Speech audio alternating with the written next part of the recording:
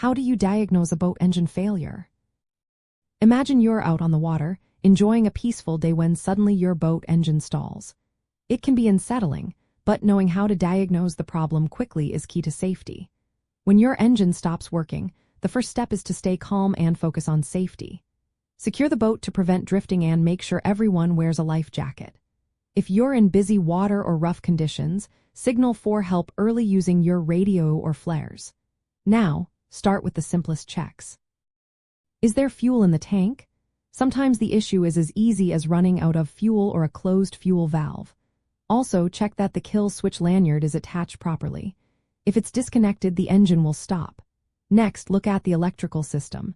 A dead or weak battery is a common cause. Check the battery terminals for corrosion and tight connections. If you have a voltmeter, test the battery voltage. A healthy battery should read around 12.6 volts or higher.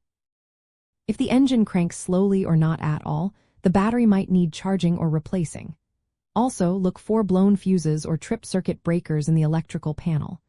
Moving on, if the engine cranks but does not start, focus on the ignition system. Remove a spark plug, reconnect it to its wire, ground the metal part against the engine block, and crank the engine. You should see a strong blue spark. If there is no spark, check the spark plugs for wear and replace if needed. Also, inspect the ignition coils and wiring for damage. Fuel system issues are another common cause.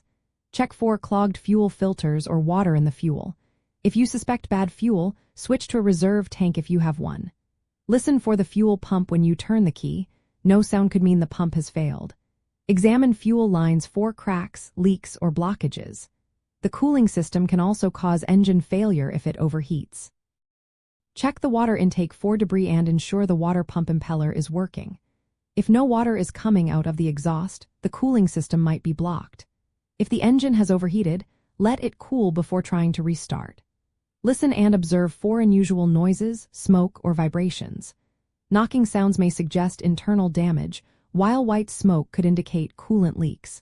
If basic checks do not reveal the problem, consider advanced diagnostics. Many modern engines have onboard diagnostic systems that can be accessed with a scan tool. These tools can display error codes that point to specific faults. For diesel engines, specialized equipment can monitor parameters like oil quality, vibration, and temperature to detect mechanical issues.